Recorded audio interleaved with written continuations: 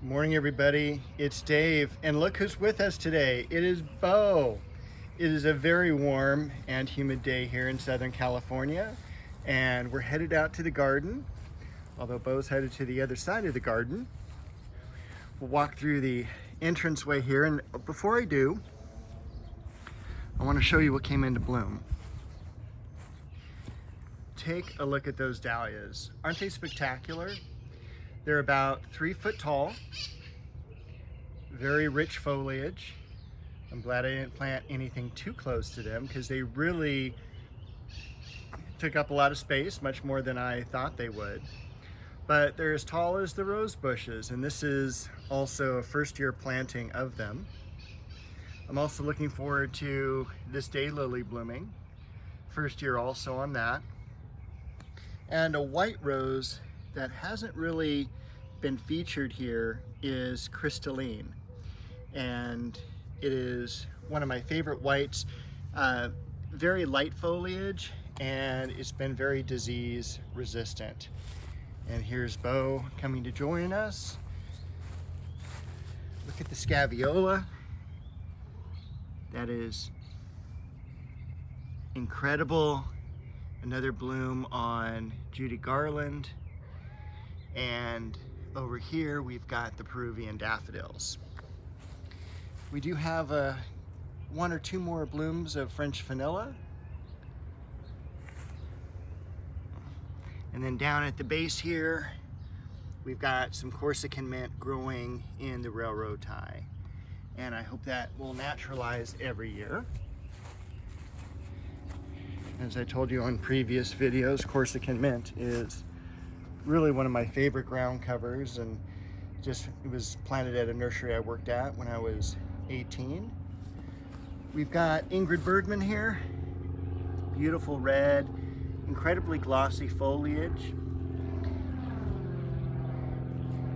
Bo is showing us just Joey, but it's not in bloom.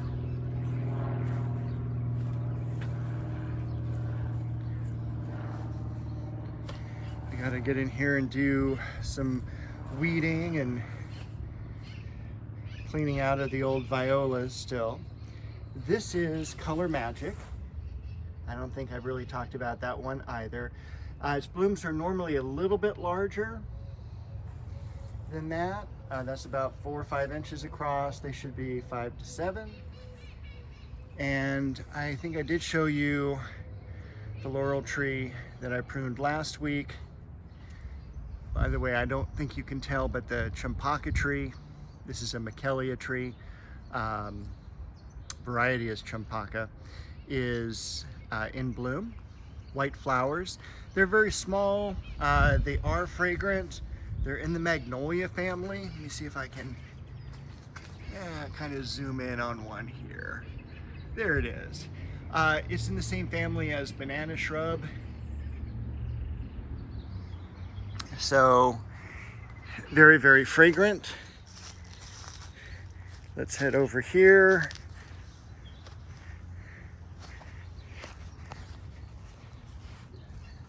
Cut back the cherry tree a little bit. It was getting a little tall, but also a couple of the taller branches got damaged, and one of the animals came over the fence. So we have, besides some other cats in the neighborhood, there's possums, and luckily no raccoons this year. We've got some catmint down below. Bo uninterested in catmint. As I mentioned as well last week, when you start to see this kind of modeling on the top of the rose leaves, you can easily turn them over and you'll see these orange pustules. That is rust. It is caused by a couple different things. It is a fungus disease. Is it going to kill the rose? No. It'll probably defoliate some of the lower branches if it's really invasive, but I mean the plant will survive it. It's kind of letting you know that there's poor air circulation, which is one of the reasons when I prune in the summer I try to cut out any crossing branches and give it more space in between the canes. but also watering at night, keeping the foliage wet at night will cause that. Unfortunately, we're under water restrictions here in Southern California, and the only time we can really water is evening and nighttime. We do have some berberis back here, and that's some beautiful red color. That's Atropurpurea. I also want to show the blossoms here on the tree lilies. That should be open in the next couple weeks. Can't wait to show you that. From what I remember, this variety is really fragrant. It is a 1-year-old variety, so, or I guess second year it's going to be in bloom. Duet. And once again, I'm really happy with the Leonotis I transplanted over here. There's more room for the Leonotis, and it kind of fills up a dead space I had behind those roses and the tree there.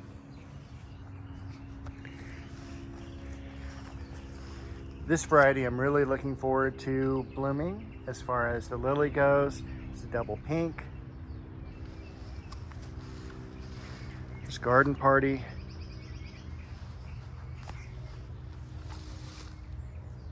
Tournament of Roses. And then this is Casablanca, large white flowers. The delphiniums still hanging in there. Crabapple looking good. Legend. I don't know if this one is commercially available, but it's incredible for those 3-foot long stems that they have. So here's one of the ones up front, and you can just see the huge amount of stem length there.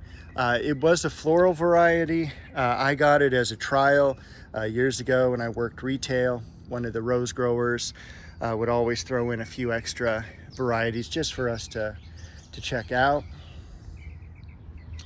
Let's see if there's anything else I really wanted to point out.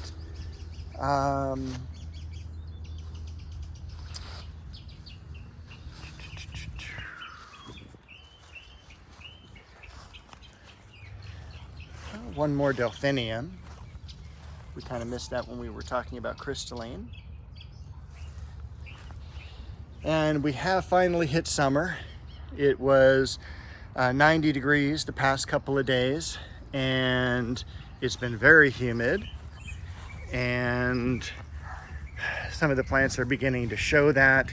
I need to get some shade cloth. You can kind of see the boards there, trying to protect a little bit, give a little bit of shade to the clivia. I should have gotten some shade cloth before now, but I haven't. The Japanese maple, this is Bloodgood. It's the most sun tolerant of the Japanese maples. Still holding its own, a little bit of leaf burn at the very tips of the leaves, but overall nothing to complain about. And then the Cheonanthus tree holding its own there. So also, this is Jatropha. It's a really cool tropical looking plant.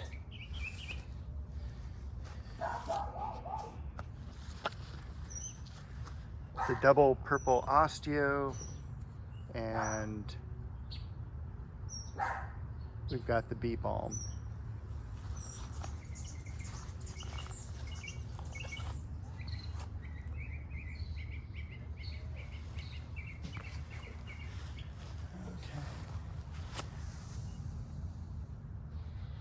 And of course, I still need to get in this area of the garden to clean it out. You can kind of see the ivy's creeped in and starting to get into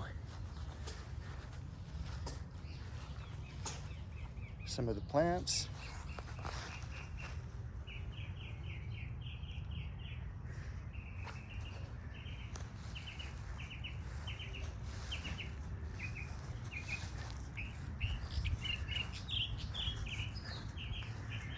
And then we'll also prune back the magnolia a little bit as well.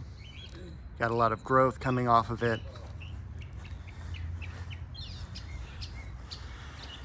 All right, and I think that is it for this week's garden tour. Oh, we have Alina in bloom. And that's a really cool rose too. Kind of a creamy white yellow, somewhere in between there. But I will see you all next week with another garden video.